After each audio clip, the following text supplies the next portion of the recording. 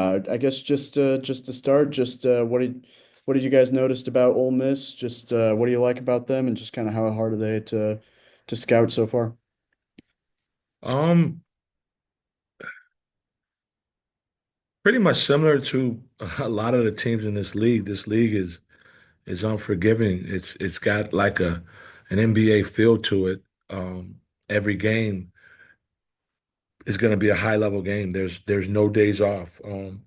There's no easy challenges. There's no easy wins. You're going to have to earn everything you get in this league. And Ole Miss is one of those teams that are really tough.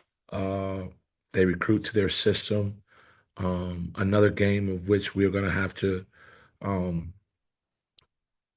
be more physical than them. We're going to have to obviously uh, do a better job on the offensive glass. And they're systemic in terms of their motion, and everybody is a weapon. They can go one on one from 1 through 5, and so they have a balanced attack in terms of their offense because of their style of play. So it's going to be a challenge for us, but for me and for us as a staff and our team, no matter whether you win or lose, it's always about the response. So I'm excited about our response. I was excited about our response in our first possession of practice. I'm as equally as excited for our first day, the first possession of practice today, and so on and so forth. So um, just a challenge, another challenge, and we got to be more prepared for this one than we were last time out.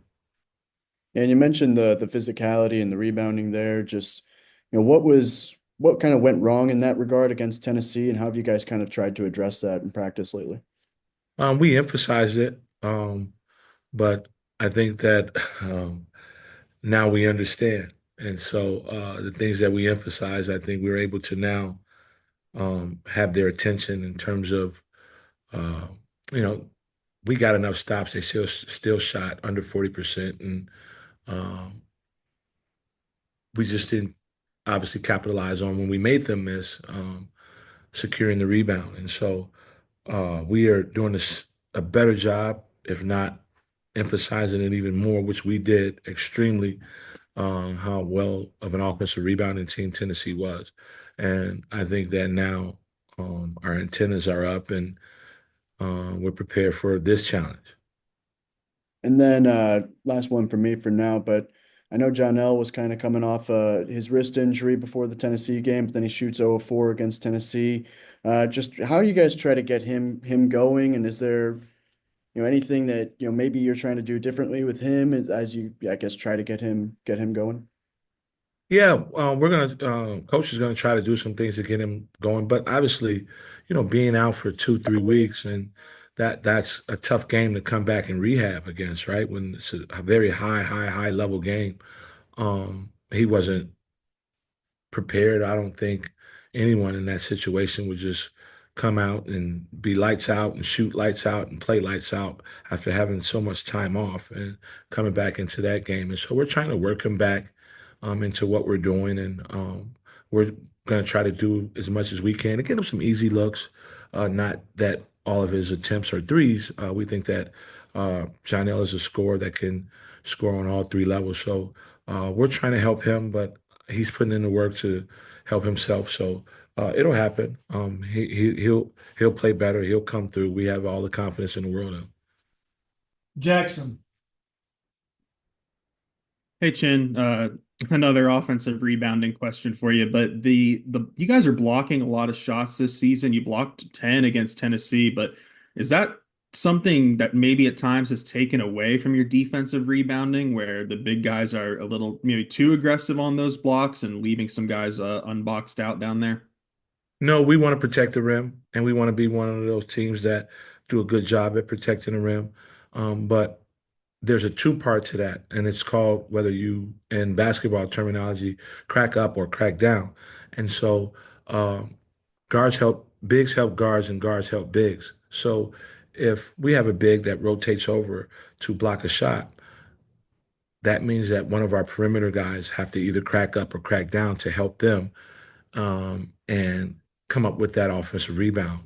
if it is blocked, if it is tipped, if we even make it a tough two and they miss it, and our big deterred that shot or had something to do with that attempt, then we have to crack up, crack down, and come up with that rebound. And so that is a point of emphasis of ours, and our guards got to rebound down or rebound up, and that's what crack up or crack down mean. So, but we don't want to not block shots. I don't think we we say that, no, let's not block shots and let's not protect the basket. No, let's do our job as a whole, right? Let's finish the series. Whether we rotate over and block a shot or challenge a shot, then we must crack up, crack down to complete the series. I gotcha. You know, it seemed like there early, just some missed opportunities, especially against Tennessee. You know, Billy missed a bunny, maybe a couple, and it just seemed like a couple things didn't go your way. When you went back and watched the film, did some of that like stick out? Like maybe we weren't as far off as the final score indicates, or you know, what have you maybe noticed most from going We back don't and think we're that far off. We don't think we're that far off. We don't feel like that was us in terms of our output that we gave. That wasn't us, and so that wasn't even a mediocre version of us. And we're gonna emphasize that we have to be us in terms of our competitiveness, our spirit, our fight, all of that stuff. Every single night out in this league, that wasn't us, and so. Yeah, Billy missed a layup, a lob dunk that he normally makes. He's a high athletic kid, and so he normally makes that again. That was an experience that we want to, you have to have amnesia, right, in this league. And so some of those things we want to forget, and some of them we want to learn from. So you either win or you learn. And we want to learn from some of the experiences in that game, and some of that stuff we want to forget, and we want to chalk it up as that's not our team, that's not who we are. And so again, excited about showing who we are the next time we get an opportunity to play, which is Wednesday against Ole Miss. last one from me? I know Merle, Murray, and Padilla. There's that three guard. I mean, what about that group makes them difficult, and how do they work well with each other? Very dynamic. They run a system of which there is no absolute. There's not a pattern that you can say they're going to absolutely do this or they're going to absolutely do that. A lot of teams have that kind of system where you know what it is that they're going to do. These guys run motion and it's all random and it's all different. And so while they're moving and cutting and screening, because you're going to have to guard every kind of screen there is in the game of basketball. There's going to be pin downs. There's going to be flex screens. There's going to be rip screens. There's going to be flare screens. There're going to be staggers and doubles. And while all of that stuff is going on, these guys do a great job of getting you to occupy against all of the screening actions. And then that gives them an opportunity to go one-on-one. And all three of them can break off at any time and go one-on-one. But they're not the only ones, right? The four men that they play, they can also go one-on-one.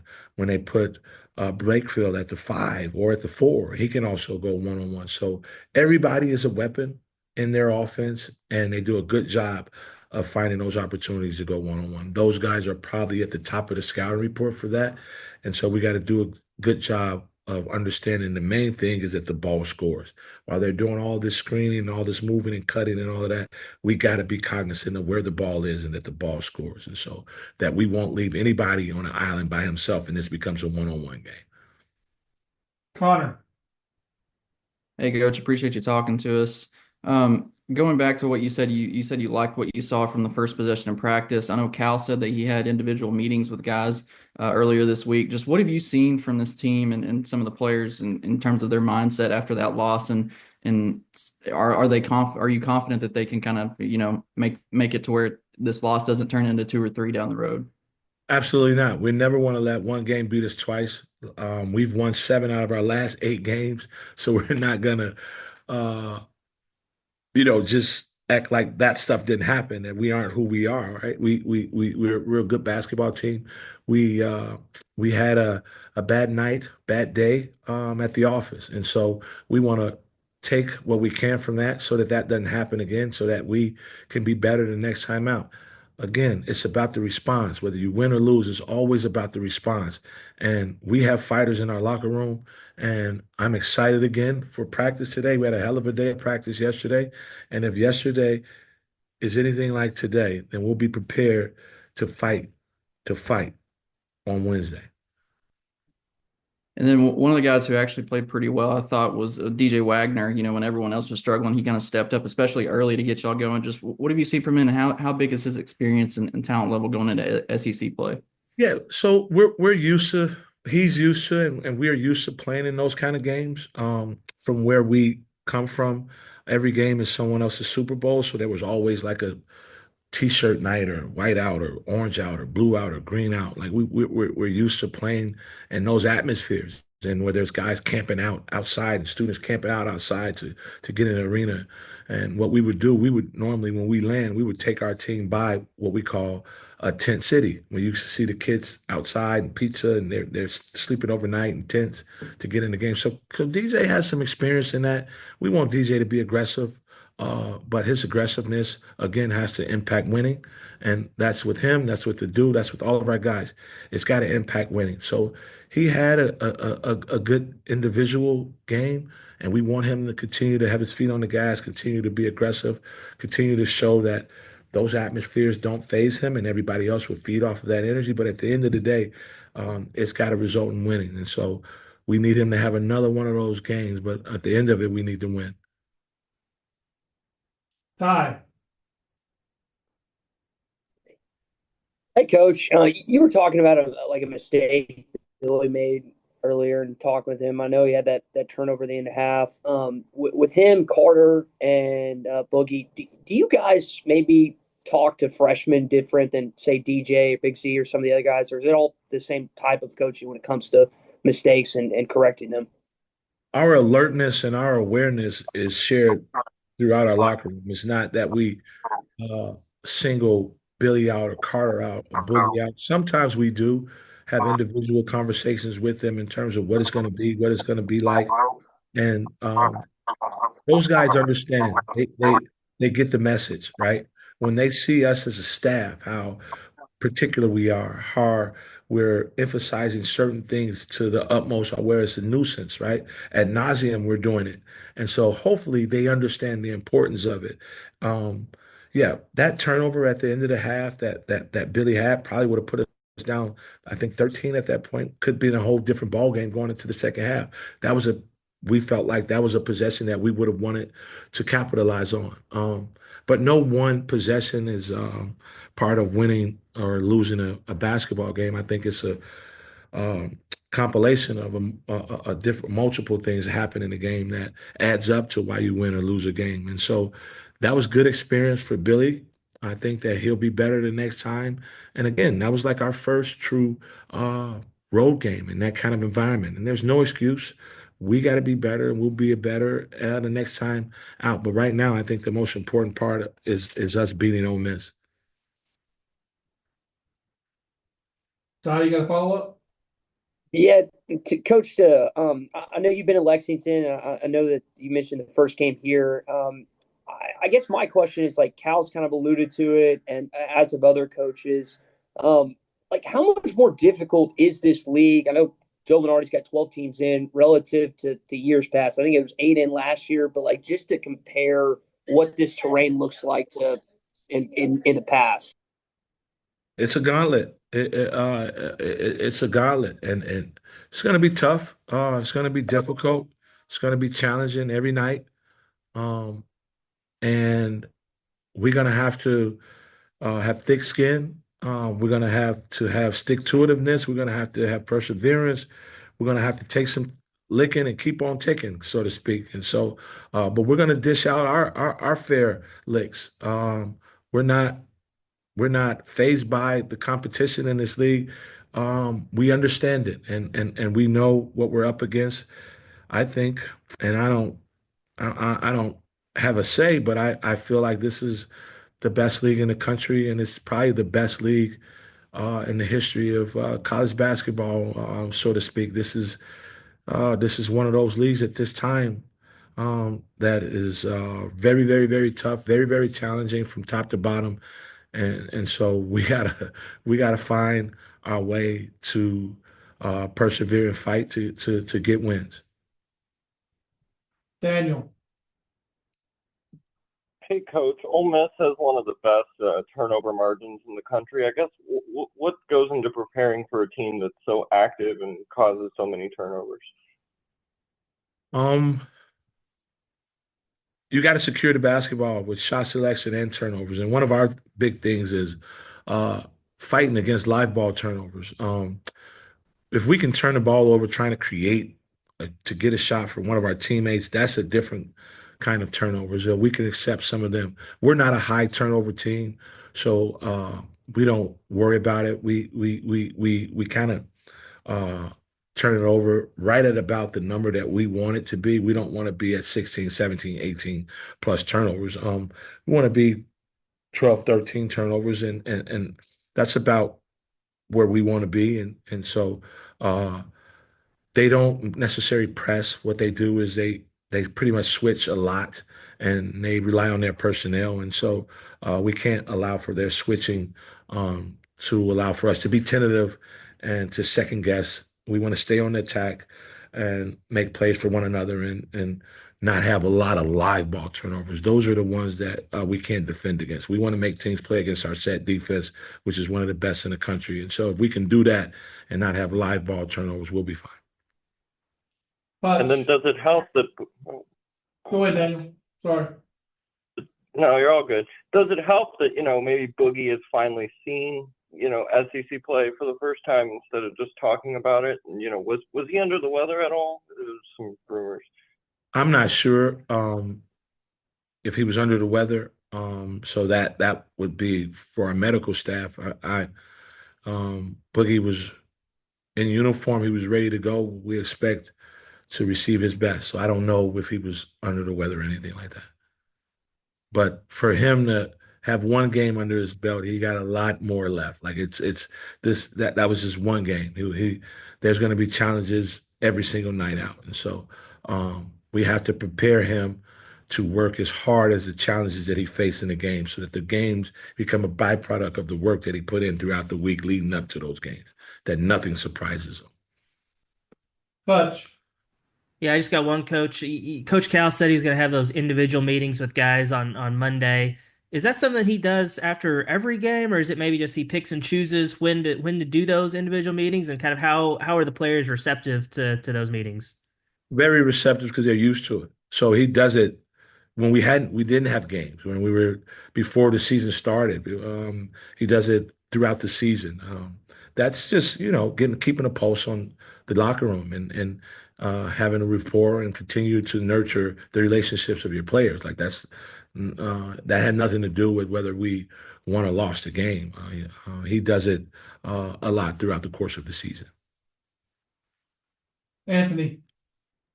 Yeah, one of the things that Coach Calipari had mentioned post game at Tennessee was the free throw shooting. Just how do you, I guess, go about fixing that? Is there any way that you kind of try to, fix that? Is it just kind of like the shots just need to fall? How do you kind of go about addressing that? Free throws shooting is all mental. We shoot free throws every day. Every day in practice, we shoot free throw. Every individual workout, there's free throws. We shoot free throws every single day. So it's all mental.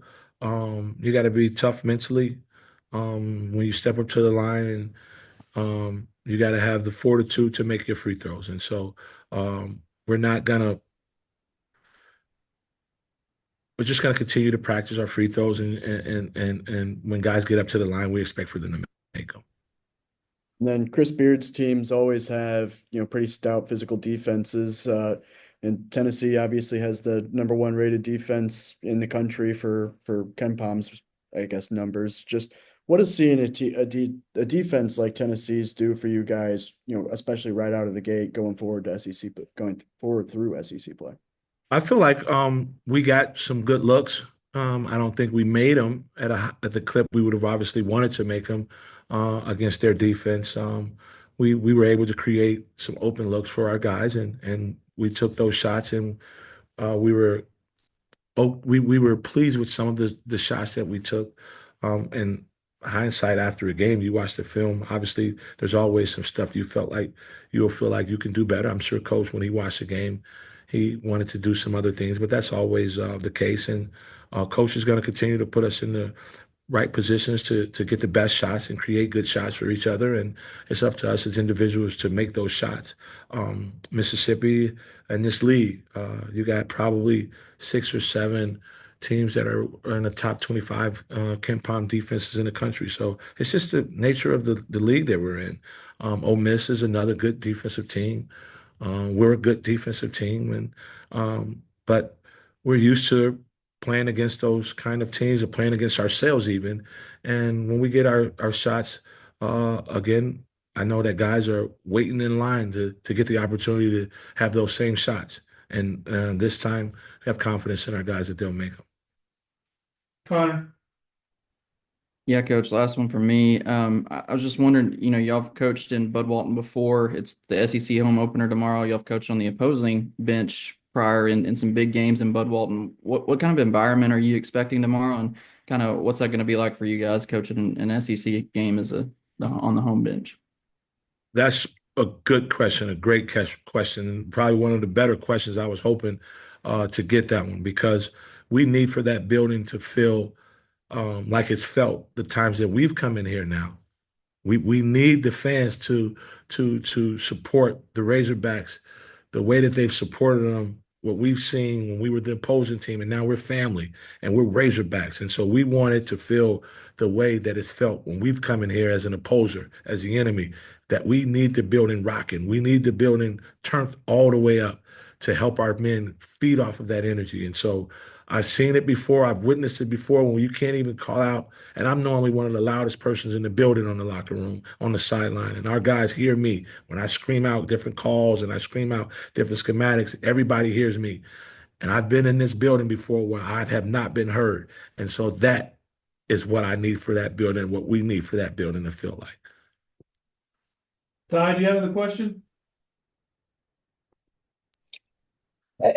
Coach, I guess to go off here, I think Jackson asked you about the guards earlier for Ole Miss, and Anthony just referred to Chris Beard. What makes Chris Beard a difficult coach to game plan against when you have to play these guys either once or multiple times a year? Again, the motion, right? He's been running that motion since Texas Tech, probably kind of got a little bit of that from the late great Bobby Knight, right? That motion is unpredictable, and the freedom of movement, cutting, screening, right, is hard to scheme against, right? It's hard to scout. It's hard to put a scout team through that, right? Because there is no absolute. There is a couple tendencies and patterns, but I won't. But they're for the most part, it's random, and so when you have a random base offense that you got to guard the whole game, you got to trust your rules, your principles. You got to be connected. You can't break. You got to be alert. You got to know that you're going to get screened, but at the same time, you got to watch the ball because here comes a guy driving it. And so they got playmakers all over the floor with 1 through 5. Their 5s are like 4s, and their 4s are like 3s. And so when you have multiple guys on the floor that can dribble, pass, and shoot, it's tough to defend against. And you were just alluding to the crowds that you faced inside of Bud Walton Arena, and not that you didn't have that in Rupp and Lexington, but what kind of crowds, not to you just expect this week, we'll see what the weather does, but just the rest of the season with some of the marquee opponents that will step foot inside of Bud Walton Arena? I have always said, when people ask me, now I love being a Razorback, and I'm where my feet is. I love it here, and this has been a great experience for us. But I've always said this, whether I was somewhere else or here. Now, this to me has always been the loudest building in the league. I truly believe that, and I need for that vibe. We need for that feel. We need for it to live up to what I've always thought, and I'm expecting for it to be the loudest building in the league.